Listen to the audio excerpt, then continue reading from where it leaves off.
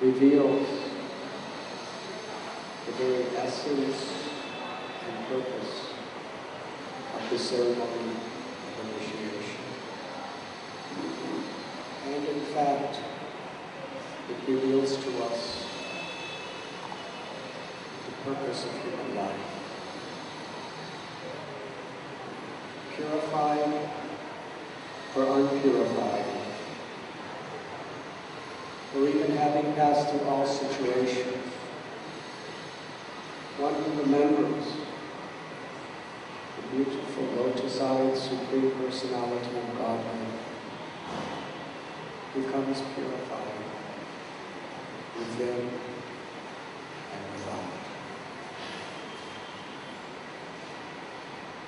Sri Chaitanya Mahaprabhu has taught Nitya Siddha Krishna Prema Sajjan Bhavana Sravanadi Sudhichiti Kodavedi. Love for Krishna is within the heart of every living being. It is the need that everyone has. Ananda Mayoyashva. Every species of life, all entities are looking for pleasure. Because the nature of the soul, the source of life, is Satchidananda, eternal, full of knowledge and full of bliss. It is for this reason that we are averse to dying. Because the trees and the plants, everything is in the process of dying. It is completely natural. Why should we be averse to something that is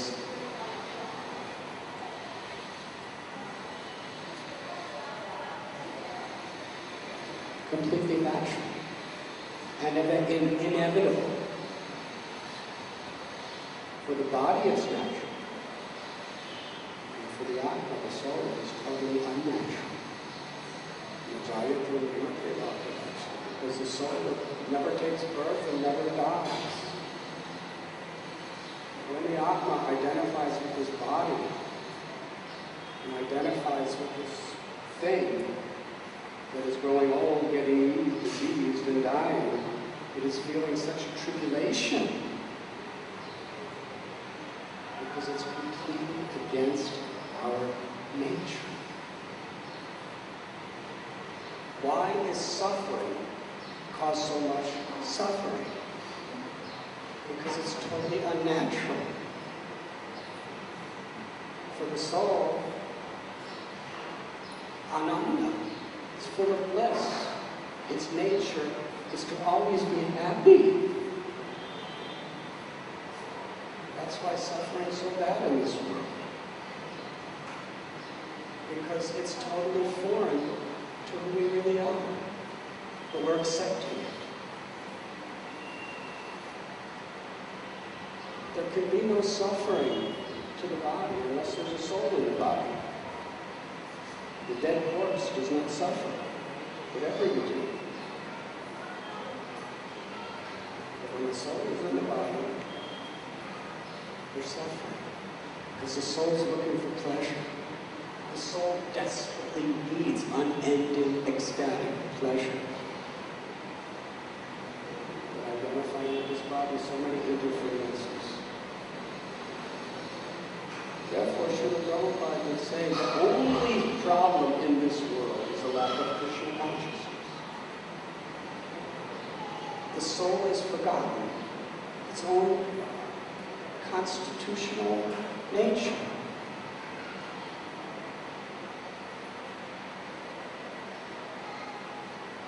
The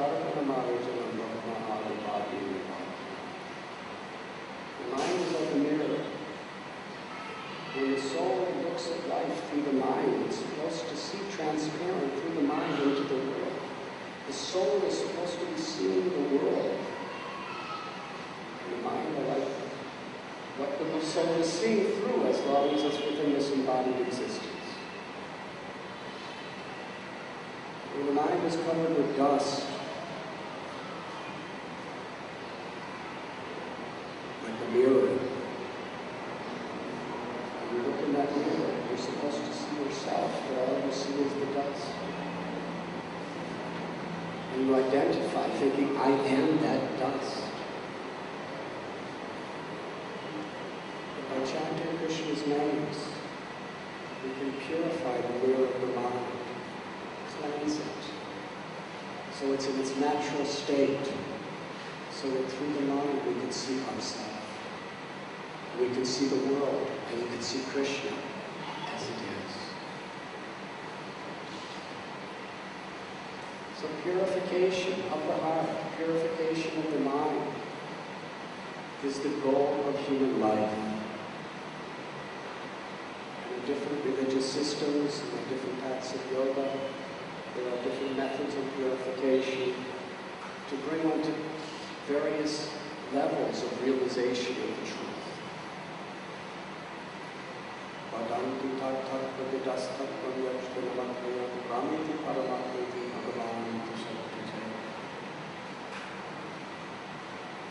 For some, practice the jnana yoga process. They are trying to realize ultimately, beyond its body and mind, the all-pervading Brahman, the energy of the Lord. For those who are trying to perfect the Ashtanga yoga process, they are trying to realize the Paramatma seated in the heart. But the fullest, most inclusive of all God levels of God realization is revealed as Bhagavan. To try the bhaktas through the purification of the heart, it is aimed specifically at awakening the prema, the love that is within each and every one of us. But this love is very different than the love we know in this world. Because the love of this world is generally forgetful of our own spiritual nature and forgetful of the spiritual nature of others. Under the illusion that we are these bodies and minds, we are trying to find a perfect relationship. But because it is temporary, and because it is limited, it cannot really satisfy the heart. But the same thing we're looking for in every situation of life, that pleasure can be found in its fullness when we direct our propensity to love in Krishna.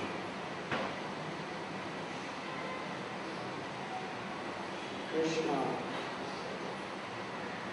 is all attractive. In Bhagavad Gita, he explains that all the beautiful and wonderful things of this entire world are but a spark of his splendor. One time the devotees were walking along the seashore of Srila Prabhupada, and the sun was setting. The devotees were really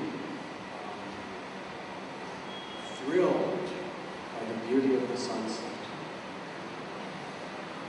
Expressed to Srila Prabhupada what they were experiencing. Prabhupada said, if you think the art is beautiful, you should see the artist. It is just a spark of his splendor. Can you imagine? Manaivam so jiva loke, jiva bhuta samata. Every living being is just a spark of Krishna, like a sun ray is to the sun planet. And we know how another person in this world can infatuate, intoxicate our mind with attraction. And that's just a little sun ray spark. Can you imagine seeing the complete sun of Krishna? Where whatever opulences are attracting, whatever qualities are attracting us in this world, in such a limited degree, are enticing us to such a degree, we actually experience Krishna, his beautiful qualities of beauty, strength, knowledge, wealth, fame, and renunciation are unlimited and ever expanding. Can you imagine an ocean that has no shore and no bottom, and it's ever expanding? We can't even imagine that. But that is nothing that can equate to Krishna. It's unlimited yet ever expanding and forever. It is the soul's nature to know Krishna and to love Krishna and to forever feel Krishna's love for us. One little tiny part of Krishna, in a conditioned state, covered over, loves us, and it means so much to us. It's wonderful. But can you imagine? The complete whole, the absolute truth, unlimited, directing full love on you. That's what it means to be God conscious. To feel Krishna's total love on us. And in that state we are forever completely ecstatic, protected, and satisfied. That experience is what everyone is yearning for, because that is everyone's nature. But unfortunately, forgetting who we are or what we really want, birth after birth after birth after birth, we're trying for it here, in this material world. We can find it while we're in this material world, but we have to search for it within our own hearts. And then we can see it everywhere. There is the analogy of the deer, the musk deer. What is musk? Kosuri? That is the Hindu for musk. Kosuri. The musk is within the body of the male deer. And he smells it, he's intoxicated, he's attracted. And that deer spends his whole life roaming through the forest, looking for the source of that smell, not knowing it's within himself. That is the dilemma of this world. The pleasure of love that we are looking for is within ourselves, because our nature is to love Krishna. And we're searching for it in so many things, in so many different, and we're not really looking for it in people, we're looking for it in things, because the person is the soul. If we're actually seeing the person, we're seeing the soul. But when we love the body, we're not loving the person, we're loving the thing around the body. Actually, it's the person that's lovable, but we're not identifying with who they really are. But when we realize our own soul and our own relationship with God, we realize everyone in relationship with God. And forgetfulness of that is the cause of all conflict, disagreement, envy, and suffering, and pain. So initiation is when we take vows of commitment to the process of purification by which this love of God can be awakened in us. In this age of Kali, Radhanath Swami, the prime benediction Param Vijayate Sri Krishna Sankirtan. Is that Krishna is the same within his name. The name of Krishna is not different than Krishna. Om Apavitra Sarvabhastam. Because the name of Krishna is all pure. By associating with that sound vibration, we become purified. Hare Rama, Hare Rama, Hare Rama. And it's so simple. Whether one is man or woman or old or young, or from any caste, or from any nationality, or from any social or economic category, it makes no difference whatsoever. We are all eternal souls. We are all equal on the spiritual platform, and we all have equal right to know Krishna and love Krishna. It is required that we sincerely take shelter of Krishna's names. Sri Chaitanya Mahaprabhu, of all the people in the universe, he made the Namacharya the highest example for all time to come, how to attain perfection while chanting the holy names. To Haridas Thakur, who was by social observation, he was considered an outcast by society. But for God, for Sri Chaitanya Mahaprabhu, he proclaimed that Haridas, if you leave this world, how will I have any pleasure? Your love for me is my greatest joy.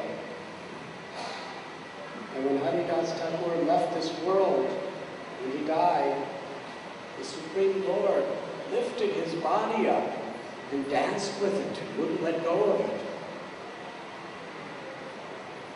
Now a dead corpse is untouchable. And he was also untouchable by caste. But even his untouchable corpse from a person like that, Sri Chaitanya Mahaprabhu, was holding it, embracing it, and dancing it, and considering on becoming purified. And then Lord Chaitanya took that body and personally bathed it in the ocean and said, from this day on, this ocean is a holy place.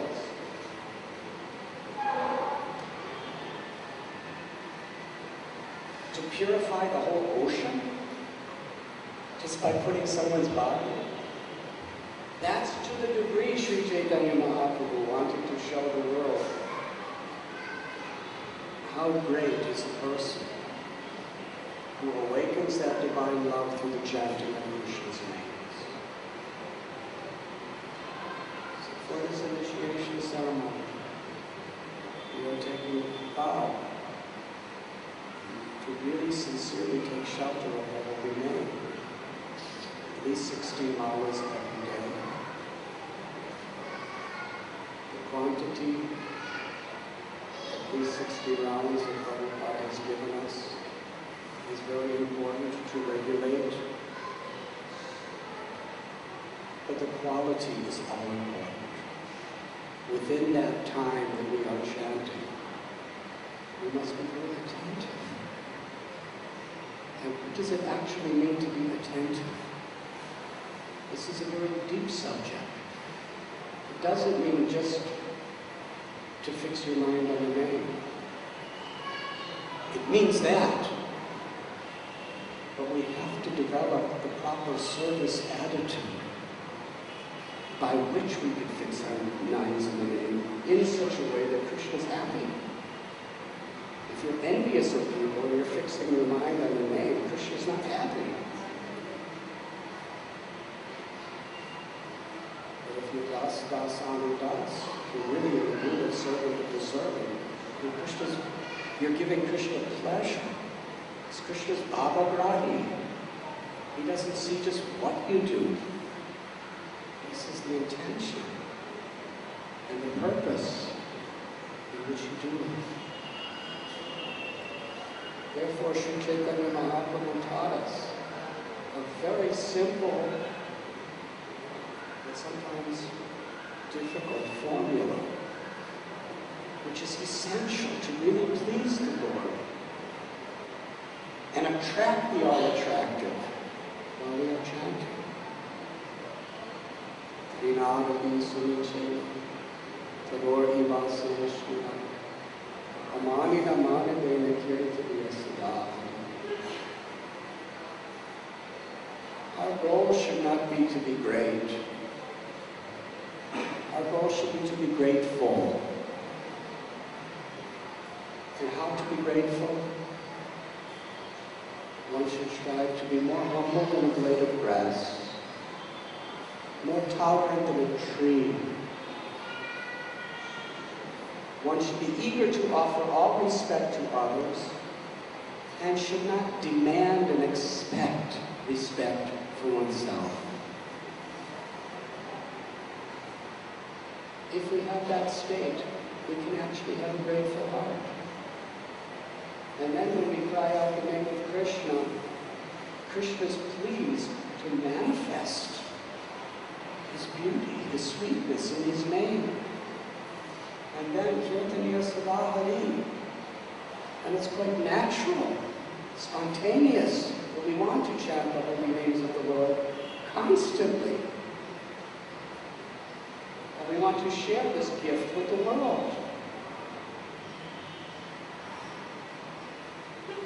Srila Prabhupada explained that when one gets the gift of love of God, the nature of that love is we become selfless in our compassion toward all living beings.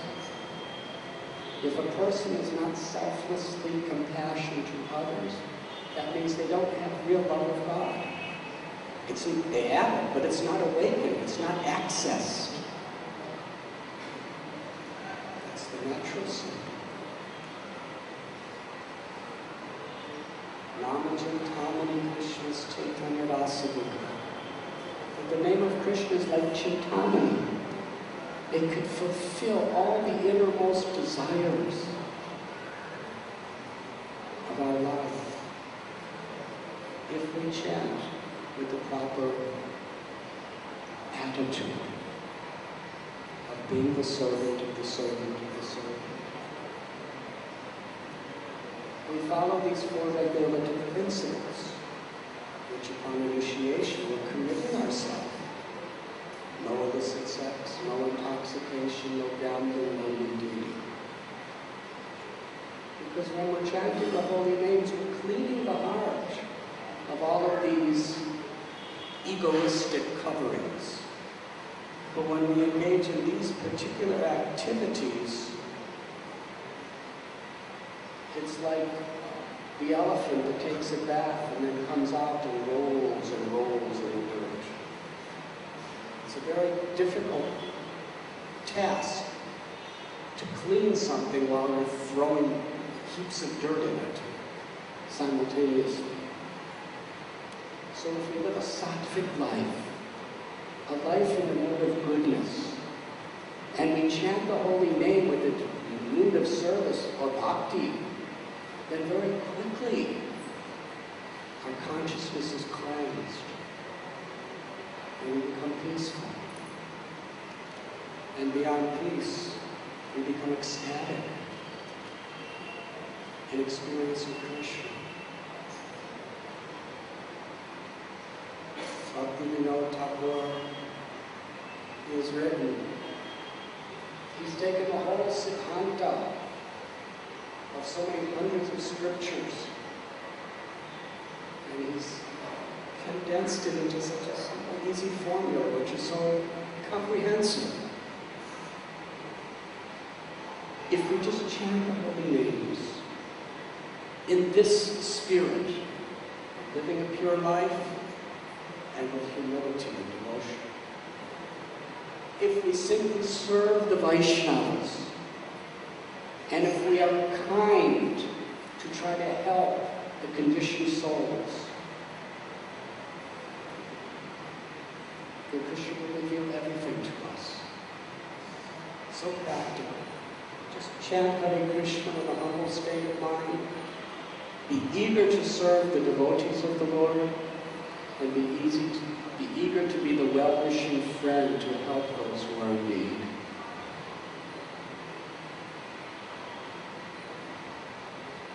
Srila Prabhupada personified this in his own life. He is our founder, Acharya.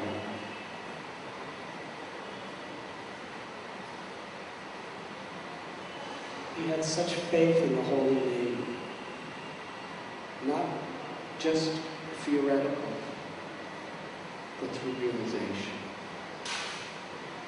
To do what he did, you cannot do based on theoretical information. He was an embodiment of love. 70 years old, just had 2 heart attacks on a boat, a cargo ship, 38 days over 2 oceans and 3 continents. Now he's in a ghetto in the most corrupt city of the world at the time, New York, with nobody to help him, with no facilities, with absolutely no money. Why did he continue? Because he was tasting Krishna's love. And he had such complete faith that anyone, whoever they may be, whatever they have done in the past, it doesn't matter. Anyone who simply learns the art of chanting Krishna's holy names with feeling will achieve Anandam Murivardana, the satisfaction that they've always been looking for, the satisfaction of Krishna's love. One time, the devotee asked Prabhupada, what is our qualification for getting such a great culture, philosophy, and opportunity to perfect our lives? And Srila Prabhupada, with all humility, was honest. He said, you have no qualifications. He said, I have given you your qualifications. It was his sacrifice, which nobody else was willing to do. That was our qualification. He was going house to house, door to door, just begging people, take Krishna's name. And when the opportunity came, he was going from city to city, from state to state, from country to country, from continent to continent, with the same message. Chant Krishna's name, worship Krishna, remember Krishna. Krishna's your mother, Krishna's your father, Krishna's your real wealth, the treasure of life. Krishna's your life and soul. So by his compassion, we have all come here together. And Srila Prabhupada wanted us to cooperate based on the higher principle of loving devotional service. In the age of Kali Yuga, there are unlimited reasons to become separated through quarrel.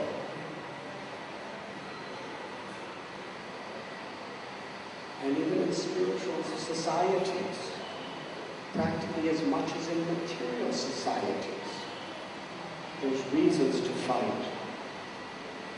Fighting over which ideology best represents the scripture, which ideology best represents the guru, whose guru is better, which temple is better.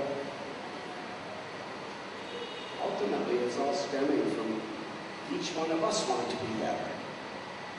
So we use our guru, we use our religion, everything to try to prove that I'm better than you, or we are better than you.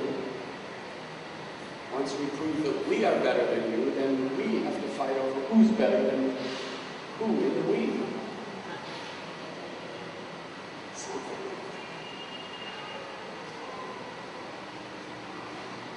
Once we establish our religion is better, and there's fighting within the religion. Which interpretation is better?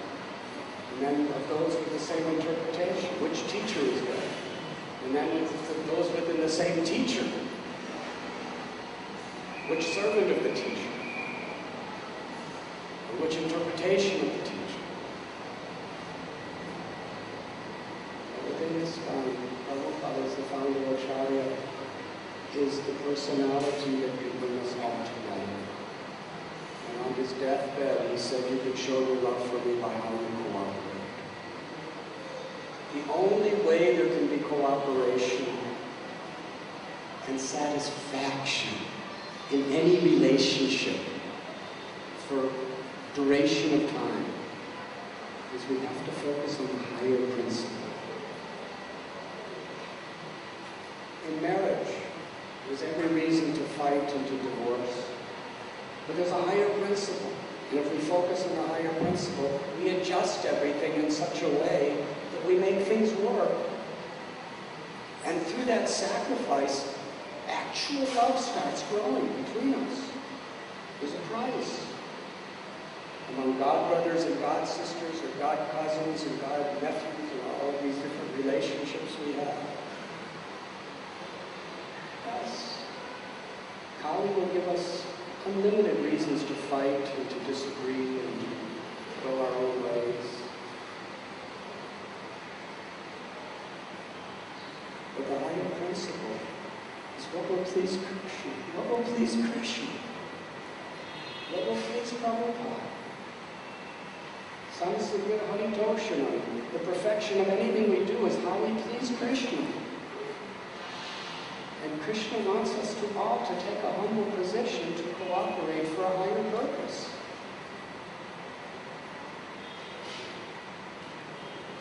So those of you who are taking initiation together, as far as I'm concerned, these are the vows you're taking. Chanting the 16 rounds, following the 4 regulative principles are essential. But to do them properly, in a way that will please Krishna, we have to have this service attitude, unselfish.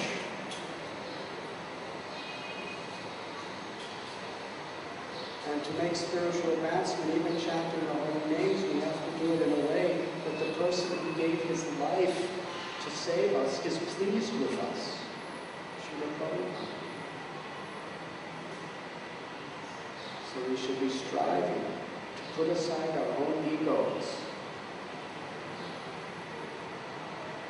and actually try to create a mood of cooperation,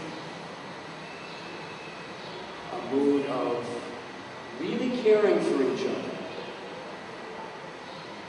And together, when we really care for each other, we will be empowered to give Prabhupada's message to the world in a very effective and very powerful way. So this is what we expect of all of you. This spirit of devotion. And if we have this spirit of devotion, we naturally guard against the 10 offenses of the holy name. Offenses are born, really, of ego and envy. Prabhupada wrote, every letter he signed, your ever well-wisher. As his servants, we're supposed to be representing him as everyone's well-wisher. That's really what it means to be an ISKCON devotee, in spirit. Prabhupada's the ever well-wisher. We're all meant to be representing him by being everyone's well-wisher.